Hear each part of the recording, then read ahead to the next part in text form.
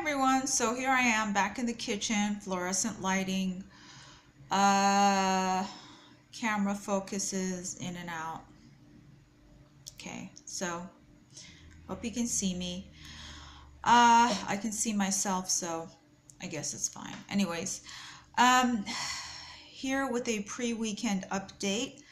So I just, stress and all, just got through taking care of some errands, mailing off some legal documents because they may or may not affect this case, but I'm doing all I can. And it's on my own because the appointed attorneys won't do it as they should, but they won't. So instead of arguing and instead of begging the attorney, and earlier I said attorneys, I meant attorney, whose name will later be revealed, and I'll even show the text. I'll actually, go through in later videos, future videos, and name people because I can talk. So at any rate, so the attorney wouldn't do a lot of the paperwork, so instead of just arguing and belaboring the point, did it myself. Just got home, had some lunch. I'm an avid healthy devotee. So I eat a lot of fish. I don't eat meat. Honestly, is it because of the environment? No. I'll be truthful. It's because I'm very, very, very vigilant of what I put into my body. I like to keep it clean and pure at all times, as much as possible. So I don't eat any meat. Even if it's organic, I don't eat it. I used to think it was okay, but I've stopped eating even organic chicken or steak or turkey. I did have a trainer about 1.5 years ago before I got arrested, and he had me on all meat all the time, more meat and fish, but I don't, I choose not to put that into my body. I take fish oils, bees, and GuiPi1, which is an excellent herbal supplement, highly recommended by my acupuncturist. It's good for just about all that ails you, circulatory and everything else. And of course, depending on the person, because no two people are alike. So I had fish today, salmon, I grilled it. And I had tartar sauce, which took a high and mighty search to find tartar sauce with no sugar. So I found one with pineapple juice, which is really good because I don't like to have any sugar in food at all. I scrutinize all labels, and here's a surprising part probably for people who are watching this right now. I love chocolate. I love dessert. I'm a dessert fanatic. I'm a chocolate addict, and I eat it every single day. So because of that, I don't just limit, but I cut out all of their sugars. And thankfully, I've never been a soda or even a juice person. Don't dislike them, but don't like them either. So they do nothing for me. They don't turn me on. So I never drink them, and I never feel like I'm missing anything. I drink a lot of water, and I drink just about only alkaline water. And I have my alkaline water dispenser behind the phone that I'm filming this with. I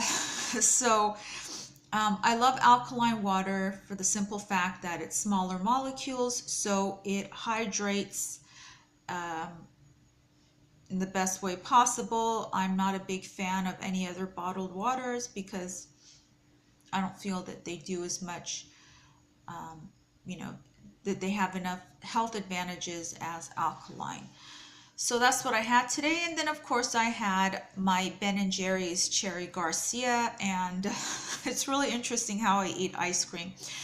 I'm OCD, so I eat ice cream by picking out the chocolate and the cherries only and not eating the ice cream. Paradox. Oh well, go figure. That's me. You'll learn a lot more about me as these videos come out. Uh, and of course I had my water. I drink mostly hot water, and I haven't been squeezing lemon in water as I should, as I used to avidly. I used to do it all the time, but um, lemon water actually does cause more thirst. So just to let you know a little about me. Now, because I'm a very careful eater, uh, I love mukbang channels. I watch mukbang channels. I don't know if it's really vicarious living or just the fact that I don't eat a lot myself, but I love to watch people eat a lot. It's kind of a comfort to actually be with people and be around people who eat and enjoy their food. I don't know where it came from, possibly because when I was growing up as a child, and I've talked about her before, I had one of the worst parents, mothers, or I don't know if I would call her a mother, but woman that raised me when my grandmother wasn't raising me.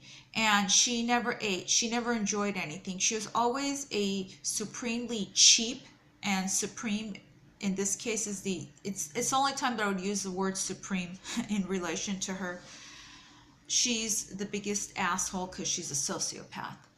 But anyways, things in my house when I was a child were never enjoyed. I loved to enjoy things, but I was never allowed to, for the simple act of my mother never enjoying anything. She was cheap. She would never buy anything, so I suffered a lot. But when there was something in the house, or even when I offered with my very, very little bit of change, as a kid, if I saved up some change and took her out for Mother's Day and made plans and went through, diligently working hard to make plans and be happy about it and thinking, oh, I'm going to surprise her and everything. We'd get to the restaurant. She'd say, oh, that's okay. I'm not hungry. It's okay. I'm not hungry. And it would feel like my whole day had caved in. So I would be sitting there and I would lose my appetite because I'm sitting across from somebody who never ate. No, no, I'm not going to eat. I'm just not hungry. When we got home one time and I had a cake waiting for her that I made myself, and it was quite beautiful, for a kid. But it was very appetizing. I actually knew how to cook and bake. Just because I was forced to do things for myself, even as a 5 to 6-year-old, I had to make things myself. So anyways, in this case, one particular Mother's Day, I had made her a very beautiful chocolate cake, and we got home and I surprised her with that, and she wouldn't touch it. She said, oh no, it's fattening. I'm fine. I'm just not going to eat anything. I don't want a piece. No, thank you. So there was the cake. I don't know if it has anything to do with that, but to this day, I love it when I'm around people who eat and enjoy their food, and they're happy about it. I'm not one of those who says, oh, I'm not going to eat. No, I just eat very, very carefully. In relation to others who eat a lot, I don't eat that much, but I love food. I love food myself. I love to eat. I love to drink. And when I say drink, I mean water. I guess that's very limiting because I don't drink soda. But I'll say one thing though. Once every 2 years, I might have some soda, because I love to go to a movie and have the popcorn, and popcorn is not popcorn without soda on tap. And microwave popcorn doesn't do it for me. Even popping popcorn from kernels at home doesn't do it for me. It has to be theater popcorn and soda from tap. I do also like every week I do have kombucha, but I found that kombucha, even at Whole Foods or Sprouts, in Southern California, we have Whole Foods and Sprouts. Top shelf kombuchas in the bottle, they don't do it for me, and they used to, but ever since I discovered kombucha on tap, There's nothing like it. I love, love, love it. Oh, it's so delicious. I've never had beer, but I think it's kombucha is almost like beer. It's fermented. It's very, very healthy. It does have live and active cultures if you don't want to have yogurt. But I like yogurt too, but I haven't been eating any. So I'm a strict vegetarian. I go between vegan and vegetarian, just because I like being a vegan. I like being a vegetarian. But in Southern California, most vegan restaurants, everything is made out of nuts, and I'm allergic to nuts. I eat them anyways. Started eating them in the last year. So, going back to earlier today, I took care of some legal errands. I'm kind of a little bit feeling a little light just because I took care of those things, but it's far from the end of documents and stuff like that. And the one thing that is, on the other hand, weighing just severely on me is next week, Tuesday, and then I believe Thursday, the court cases. And Tuesday I'm really, really scared about. I'm being strong as always. And with that, kind of jumping off the subject, I'm going to find in the future videos to come, of course, and I always had a plan, I'm going to find, better and different locations. Like I said, right now I'm in the kitchen. It's just what I set up. And hopefully, if they don't put me in jail again next week, and it's all been so unreasonable and unjust, I don't deserve it. I don't deserve to be undergoing this misdemeanor case, the malicious prosecution.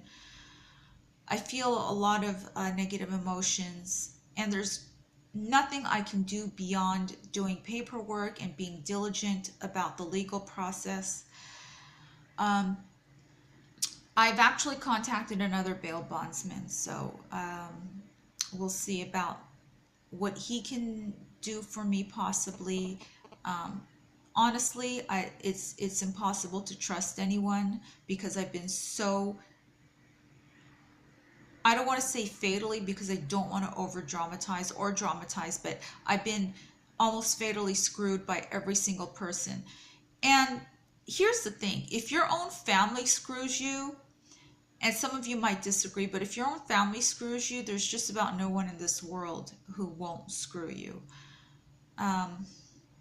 My family, it wasn't just my mother. They're a family of sociopaths on my mother's side and my father's side, just different types, varying degrees, but it's all bad.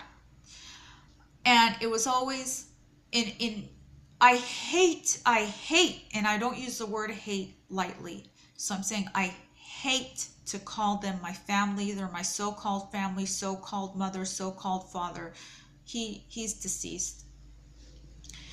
It was always every man for himself. For instance, I have a younger brother, Tim, and because I was his mother, because my mother never did anything for me, her oldest child, let alone for him, but she did favor him a little more. However, she was always too selfish and cheap to do anything for him, so I was his mother for all intents and purposes. I raised him, and I really, really felt for him in every way. I did everything. I would sacrifice from my own to give to him. And here's the thing, we never had a falling out, my brother and I, but he doesn't talk to me. He's as selfish and self-centered and horrible as the rest of them, and he just doesn't talk to me. My family actually snubbed me. My relatives did. My uncles, my aunts, my relatives snubbed me instead of snubbing my mother, and I'll talk more about that in future videos. When I was 11, almost 12, my mother had a 35-year-old boyfriend who molested and raped me, and instead of ever telling her that what she did was wrong, because she knew about it all along, she had full knowledge of it before it was going to happen, and when I would beg her not to send me to his house after school, she would. One time she even made the comment, why, are you scared he's going to rape you?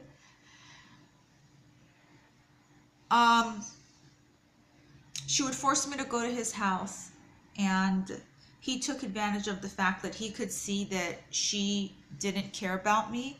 So he said, you know, well, I'll be your friend. And so that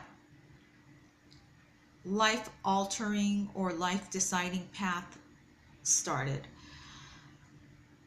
More on that in other days to come. It's never been resolved. And to this day, if you ask her about it, she'll say, I didn't do anything wrong. I was the best mother. I was faultless in the eyes of God. She doesn't know what God is. She doesn't care. But that's her performance. She's faultless, blameless, upstanding, and perfect in her skewed eyes. So at any rate, my family snubbed me instead of snubbing her. Why? Because it was easier. You know, I just figured that out now as I was speaking. Why did they snub me? I was always the good girl when I was a kid. I was always the straight A student. I was always the one who felt for everybody and did for everybody. Why would they snub me? Why would they do that? Well, because they're cowards. And it was easier for them to do it to me than to her because they didn't want to hear her mouth. She was always a bully. She still is. And if you know sociopaths, you know that they get worse with age. But when we face adversities, it's our duty to ourselves to live our best lives. Yes, we're going to mess up. I've messed up a lot.